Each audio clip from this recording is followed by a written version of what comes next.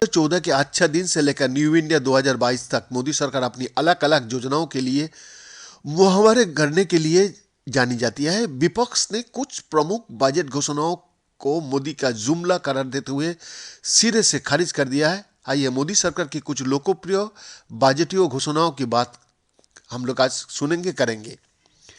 वित्त मंत्री निर्मला सीतारमण 1 फरवरी यानी कि आने वाली कल टुमारो लगातार छठे साल अपना बजट भाषण देने जा रही है।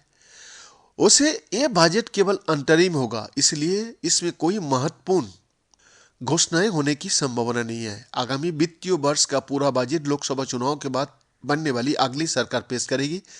2014 के अच्छे दिन से लेकर न्यू इंडिया 2022 तक मोदी सरकार अपनी अलग अलग योजनाओं के लिए मुहावरे गढ़ने के लिए जानी जाती है।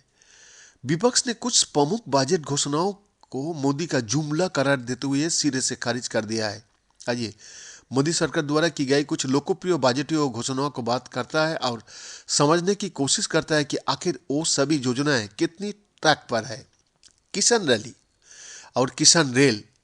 वित्त मंत्री निर्मला सीतारमण ने अपने बजट 2020-2021 भाषण में जल्द खराब होने वाली सामान की ट्रांसपोर्टेशन के लिए कोल्ड सप्लाई चेन तहत पब्लिक प्राइवेट पार्टनरशिप मोड के माध्यम से किसान रेल स्थापित करने का प्रस्ताव रखा था।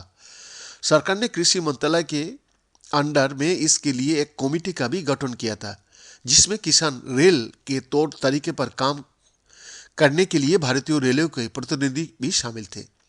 रेल मंत्री अश्विनी वैष्णव ने लोकसभा में एक प्रश्न का उत्तर देते हुए कहा कि किसान रेल ने 7 अगस्त 2020 से 31 जनवरी 2023 के बीच 7.9 लाख टन खराब होने वाली वस्तुओं का ट्रांसपोर्ट किया है।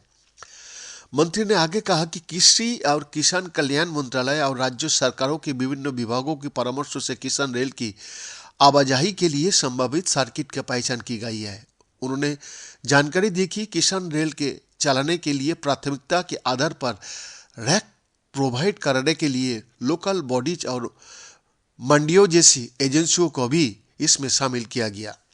टीबी हारेगा देश जीतेगा। जी हां, अपने दूसरे बजट 2020-2021 भाषण में सीतारमण ने 2025 तक टीबी को खत्म करने के लिए टीबी हारेगा देश जीतेगा अभियान शुरू किया था। खास बात तो यह है कि ग्लोबली इस बीमारी को खत्म करने के लिए साल 2030 तक का टारगेट तय किया गया था। वही भारत सरकार ने इसे खत्म करने के लिए उनकी टारगेट से भी 5 साल पहले का लक्ष्य रखा था। इस बीच कोविड महामारी ने कई रुकावट खड़ी कर दी। WHO ने एक बयान में कहा कि टीबी से निपटने के वैश्विक प्रयासों ने वर्ष 2000 के बाद से अनुमानित 66 मिलियन लोगों की जान बचाई है। हालांकि कोविड-19 महामारी ने टीबी को समाप्त करने की लड़ाई में वर्षों की प्रगति को उलट दिया है। एक दशक से अधिक समय में पहली बार 2020 में टीबी से होने वाली मौतों में वृद्धि हुई है। भारत ने इस मोर्चे पर अच्छी प्रगति की है और इसके प्रयासों की WHO ने अपनी ग्लोबल टीबी रिपोर्ट 2023 में स्वीकार भी किया है।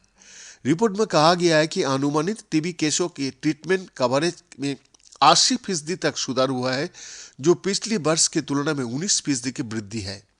भारत के प्रयासों के वजह से 2015 की तुलना में 2022 में टीबी केसों में 16% की कमी आई है, जो कि ग्लोबल टीबी केसों में गिरावट की स्पीड से लगभग 2 गुनी है, जो कि 8.7% है।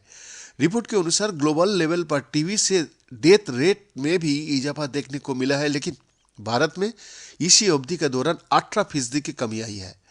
रिपोर्ट के अनुसार भारत की जो इंटेंसिफाइड केस डिटेक्शन स्ट्रैटेजी के वजह से साल 2022 में ऐसे मापने सबसे ज़्यादा नोटिफाई हुआ है। इस दौरान 24.22 लाख से ज़्यादा टीबी का केस नोटिफाइड किए गए, क्योंकि प्री कोविड लेवल के भी पार कर दिया।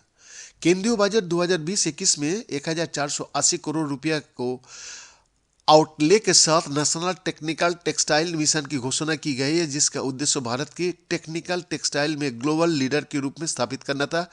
रिसर्च, इनोवेशन और डेवलपमेंट, मार्केटिंग और मार्केट डेवलपमेंट, एक्सपर्ट प्रमोशन और एजुकेशन, ट्रेनिंग और स्किल डेवलपमेंट मिशन के पिलर्स है। कपड़ा मंत्रालय के संयुक्त सचिव राजीव सक्सेना ने पिछले साल नवंबर में कहा था कि 2030 तक भारत में टेक्निकल टेक्सटाइल मार्केट 40 अरब डॉलर तक पहुंचने की उम्मीद है। सक्सेना ने आगे कहा था कि भारत अगले साल यानी कि 7 सालों में टेक्निकल टेक्सटाइल प्रोडक्ट्स का निर्यात में अपनी हिस्सेदारी मौजूदा 2.5 अरब डॉलर से बढ़ाकर 10 अरब डॉलर करने का लक्ष्य बना रहा है। इसीलिए नेशनल टेक्सटाइल और टेक्निकल टेक्सटाइल मिशन को 2026 तक बढ़ा दिया गया है। ये था आज का रिपोर्ट।